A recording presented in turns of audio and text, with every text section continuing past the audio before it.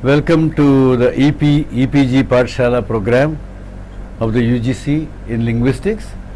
I am KV Subbarao. Now we will talk about anaphora in this session. We are going to discuss nominal anaphors, verbal anaphors, complex anaphors, simplex anaphors, and long distance binding. What are the contents of this chapter? Typology of anaphors in South Asian languages. What is the nature that you find of anaphors in the 4 language families? What are the binding principles? And how not only a nominative subject, a non-nominative subject such as the dative subject or a genitive subject can be an antecedent to an anaphor. And as I mentioned, you have verbal anaphors, namely verbal reflexives and reciprocals, and what are the various functions of the verbal anaphor. Then we will move on to long distance binding and we will conclude. What does anaphora mean? Anaphora means back reference. If you are referring something back in a sentence or in discourse, that can be referred to as the phenomenon of back reference. Anaphora is a phenomenon. Anaphor is an NP which is either a nominal NP or it could be a verbal marker occurring in the verb, and anaphor can be either reflexive or reciprocal. So nominal expressions according to the Chomskyan theory can be classified, as we know, into 3 major categories: reflexives and reciprocals, personal pronouns, and referential expressions. Let's take some examples. Now, what do you mean by reciprocals and what do you mean by reflexives? And there is one more category called emphatics. Let us see.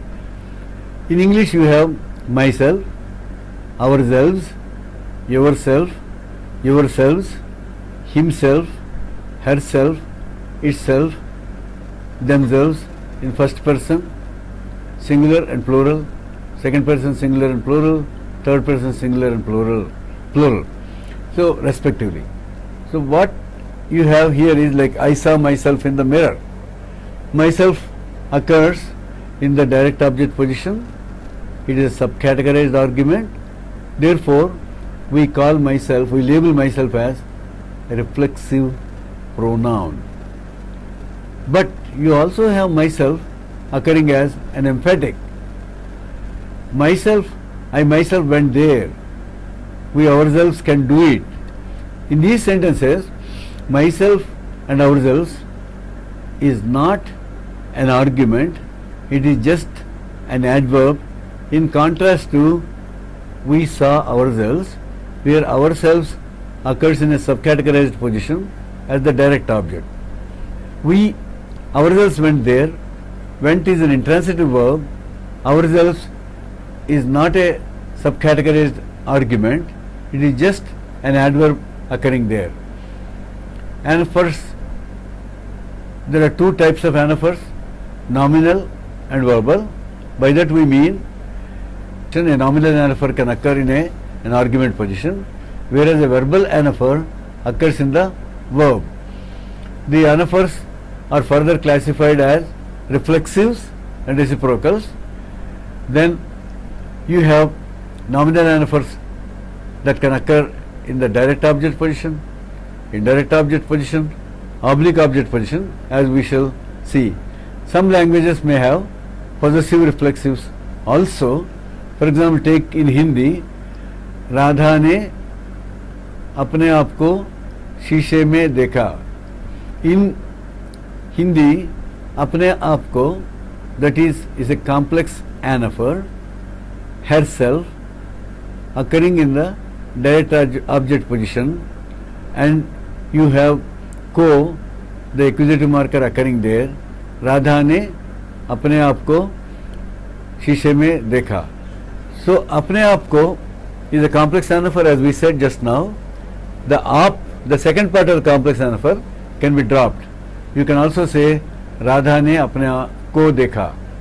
That is, you may have either a complex anaphor in the direct object position or a simplex anaphor like apne ko.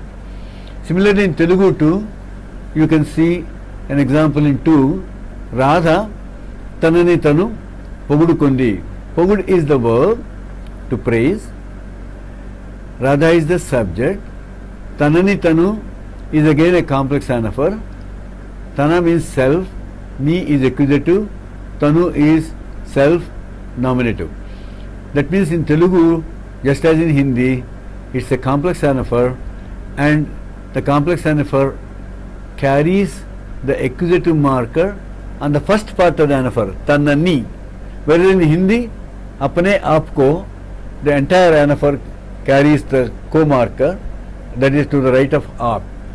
In contrast, in Telugu and other Dravidian languages, you have the accusative marker or the dative marker occurring to the right of the first part of the complex anaphor, as we can see, Radha, Tanani, Tanu, Pogudu, Kon is the verbal anaphor, that is the verbal reflexive, D is the agreement marker. Suppose you have a sentence like Radha praised Sita, then you will have a sentence such as Radha Sitani Pogudindi. The Kon cannot come because Kon requires an antecedent which is identical and which is not there in Radha praised Sita. Let's take an example. In Mizo too, Tibeto-Burman languages, especially the Kuki-Chin languages, have a nominal anaphor and a verbal anaphor. You have in sentence number 3 from Mizo, Zowa Amale Ama Ain Hua. That is, Zowa hates himself. Zowa is the subject. Amale Ama is a complex anaphor, where A is third person singular he, Ma means self, Le is N, A is third person singular he, Ma is self. So Amale Ama means he self and he self. That means himself. This is again a complex anaphor. Ain Hua, A is the third person agreement marker which agrees with the subject Zowa. Then In is the verbal reflexive, Hua means hate. Now the nominal anaphor is Amale Ama, the verbal anaphor is In. The nominal anaphor can be dropped and the verbal anaphor is obligatory. A similar phenomenon takes place in Telugu too. The nominal anaphor can be dropped, the verbal anaphor is obligatory. So you can say the same sentence as in 3, Zowa Ain Hua, Zowa hates himself. Notice that the verbal anaphor is obligatory and you cannot drop the verbal anaphor. Similarly in Telugu, you have sentence number 2, as in sentence number 2, Radha Tanani Tanu Pogudukundi. You can drop the entire complex anaphor in the direct object position and say Radha Pogudukundi. However, just as in Mizo, in Telugu too, the verbal reflexive cannot be dropped. Now let's look at another interesting feature about the sentence in 3 in Mizo. If you recall in the chapter on agreement, we said that all transitive verbs in Kuki-Chin languages, that is Mizo, Mar, Aimol, etc., require an ergative case marked subject. That is, if Zowa praised someone else, Zovan Ahua, that is, Zowa should carry and would carry the ergative marker.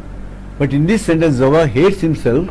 You notice that Zowa is nominative case marked and it cannot carry the ergative case marker.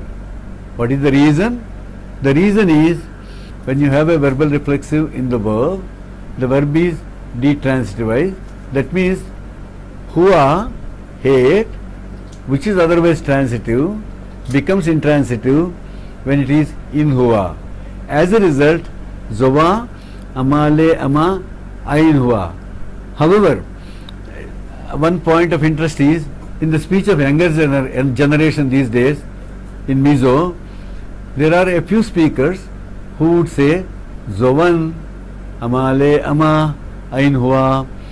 That is, they are using the ergative marker, they are having an ergative case mark subject because of rule generalization.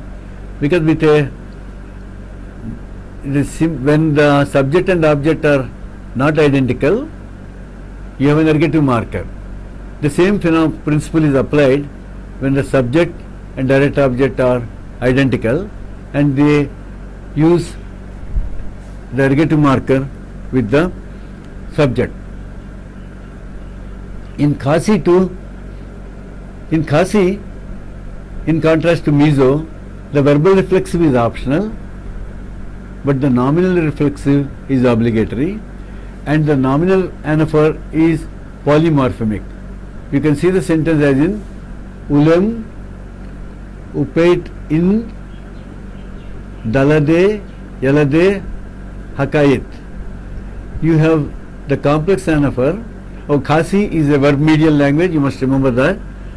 And you have dalade yalade, that is instrumental, self, yalade, accusative self. Since Khasi is a verb medial language, it has prepositions and not postpositions, unlike in Dravidian or Tibeto-Burman or in Indo-Aryan languages.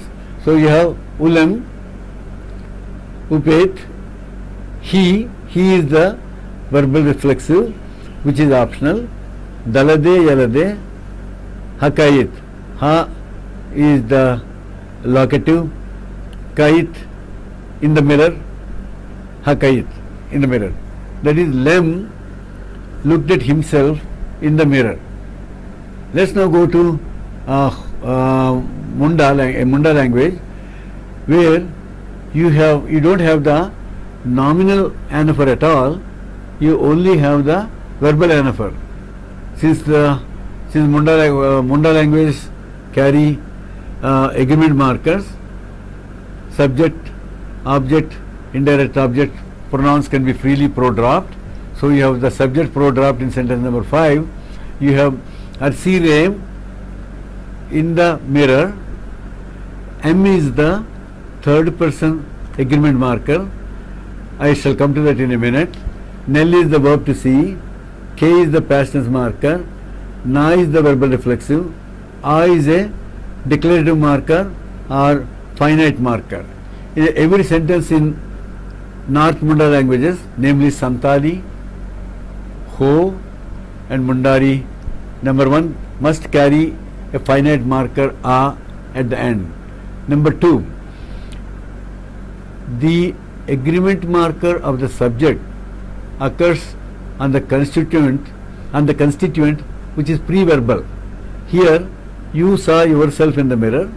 In the mirror is an adverb which occurs to the left of the verb, that is, so it is a pre-verbal constituent.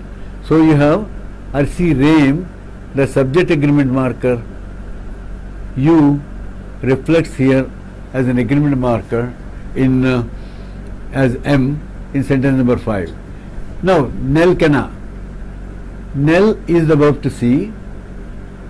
If it is a transitive verb, it will be Nel Keda. You saw somebody.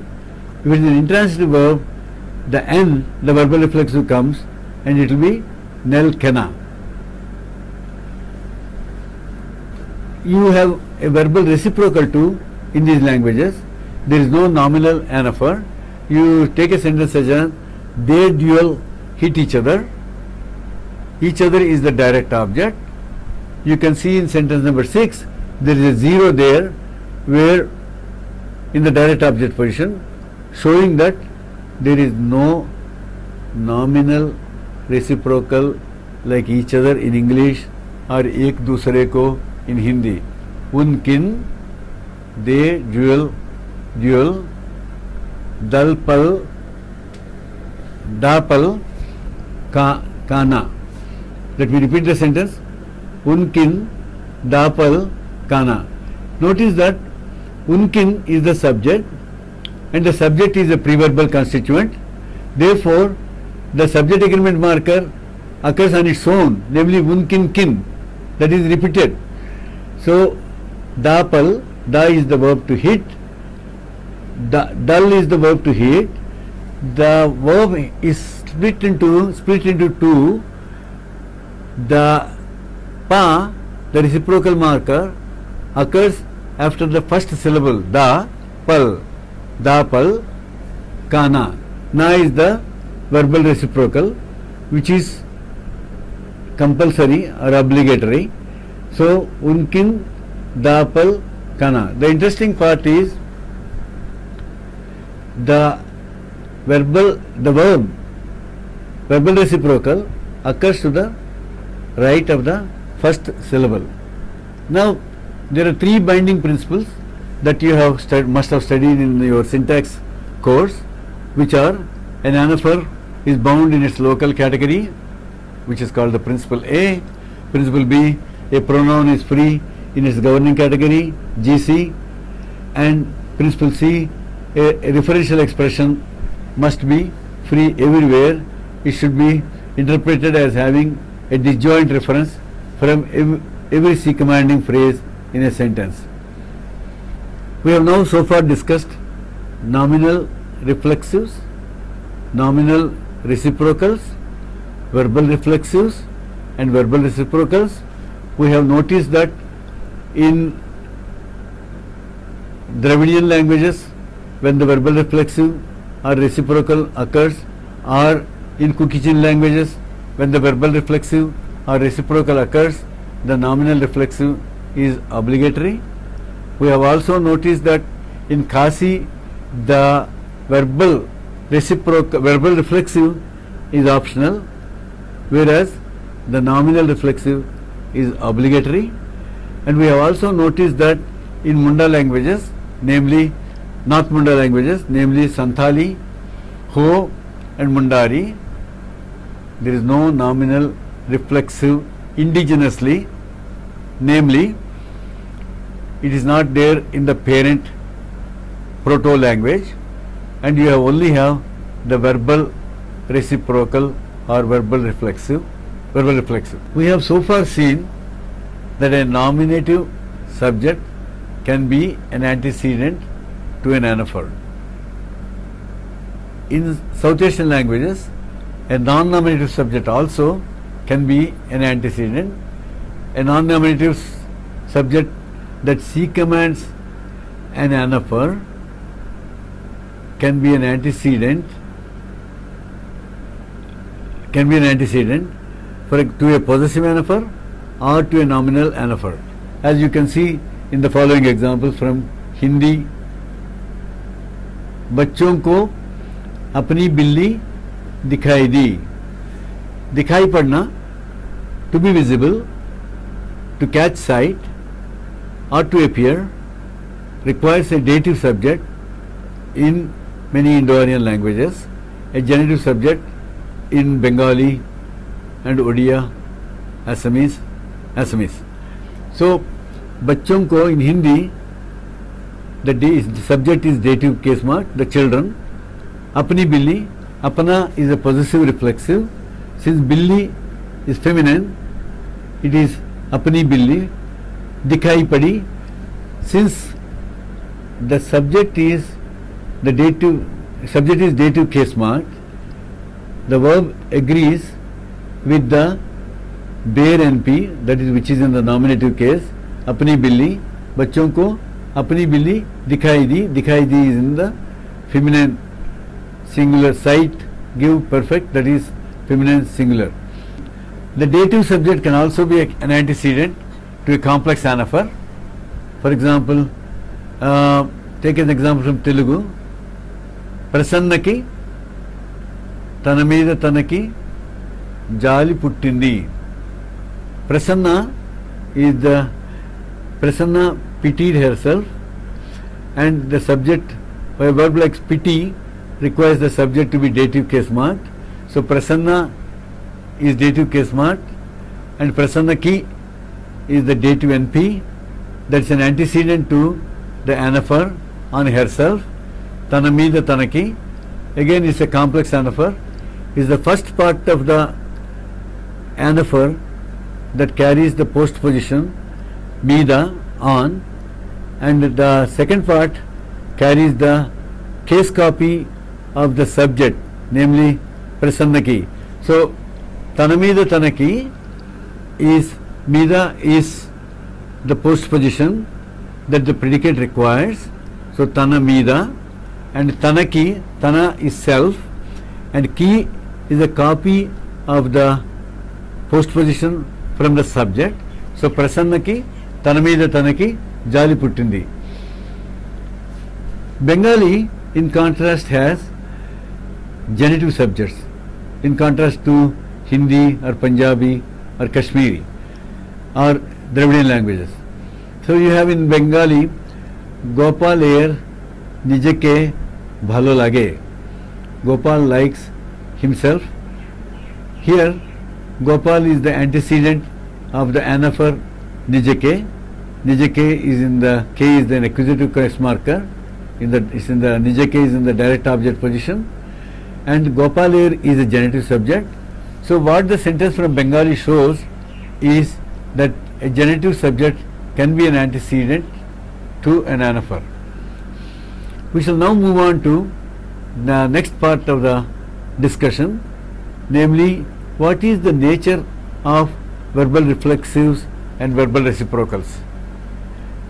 Number one, a verbal reciprocal occurs in with the verb, as you can see in sentence number 15, Lala and Lali help each other. This sentence is from Mar, a Cookican language. Lalale Lali, an insan intuo.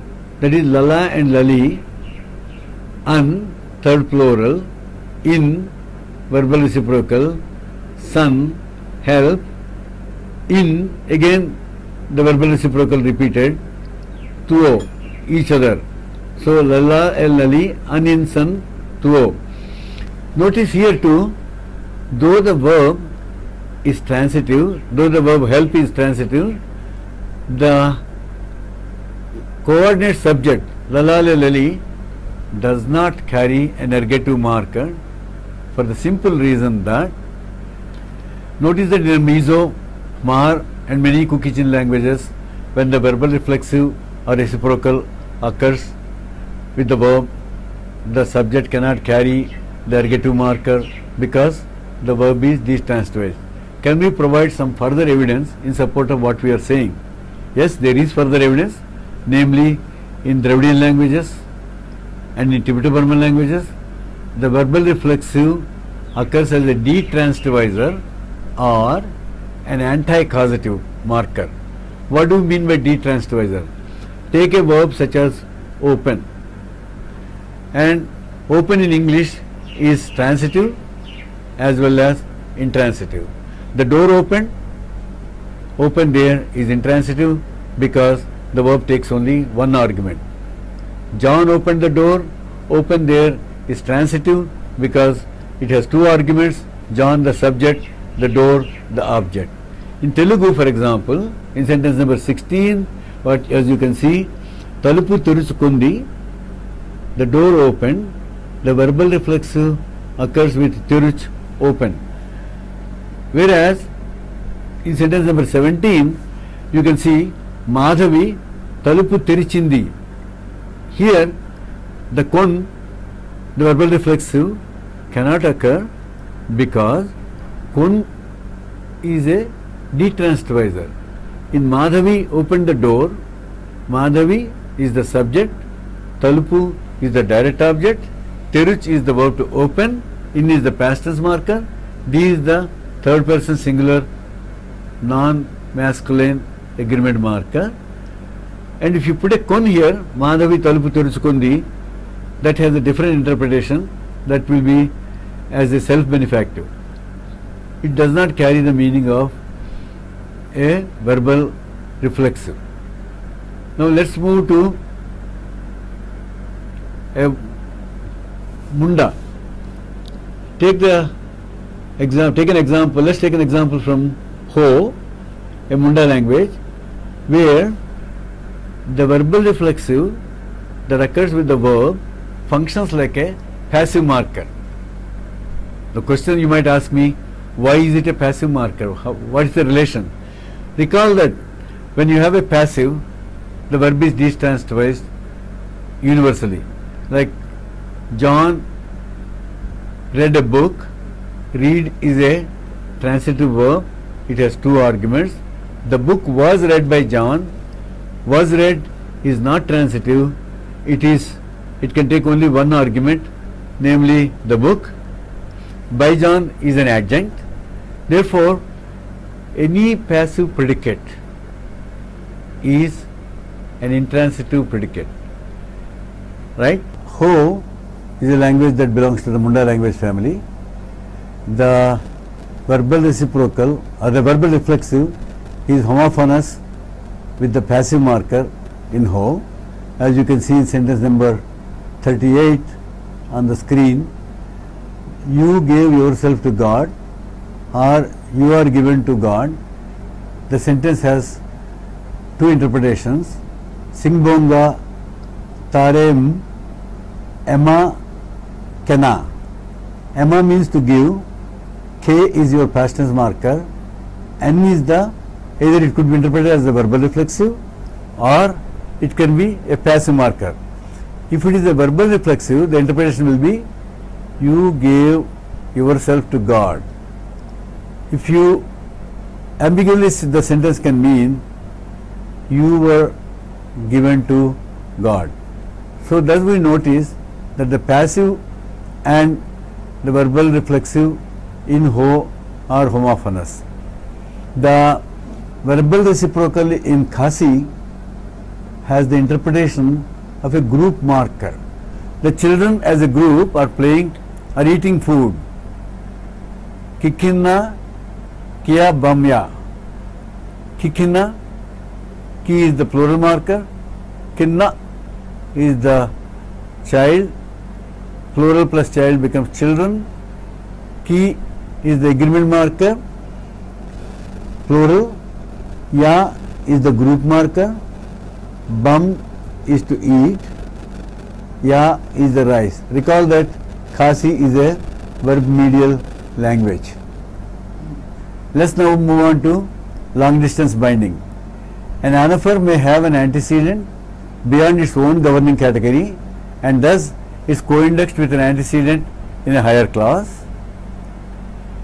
A long distance anaphor is subject oriented. It can never be co-indexed with an object. Only monomorphemic anaphors permit long distance binding universally, except in two languages in the subcontinent that we know of, Marathi and possibly Konkani, and in Kokborok. Marathi is an Indo-Aryan language, Kokborok is a language spoken in Tripura. Let's take an example from Hindi and Urdu. Take this in this example, Ashok asked Lalita to make some tea for himself or herself. In Hindi you have apne liye, which could mean either himself or herself. Ashok ने ललिता से अपने लिए चाय बनाने को कहा. Ashok is the subject of the matrix clause. Lalita is the indirect object. Then the subject of the embedded, the verb of the embedded sentence is an infinitival. So as you would expect, it has pro. The pro is co-indexed with Lalita. It's a case of object control. Ashok ने ललिता से pro अपने लिए चाय बनाने को कहा. This अपने लिए could have a local antecedent Lalita, in which case it's purely a local binding. But this pro अपने लिए can also have a long distance antecedent Ashok, in which case it is a case of long distance binding. So Ashok ने ललिता से चाय बनाने को कहा has two interpretations. Ashok asked Lalita to make some tea either for himself or for Lalita. Long distance binding is not permitted when there is a verbal anaphor, either reflexive or reciprocal, in the embedded clause. This is an example from Mar. Pari asked Lali not to kill herself. Parin Lali Amayin Tatlo Ding Inti. Pari asked Lali not to, it doesn't mean not to kill her, but it means not to kill herself, where the verbal reflexive blocks binding of the anaphor with the subject of the matrix clause. A verbal reciprocal does not permit long distance binding. Okay, sorry. A nominal reciprocal does not permit long distance binding, as it is polymorphic.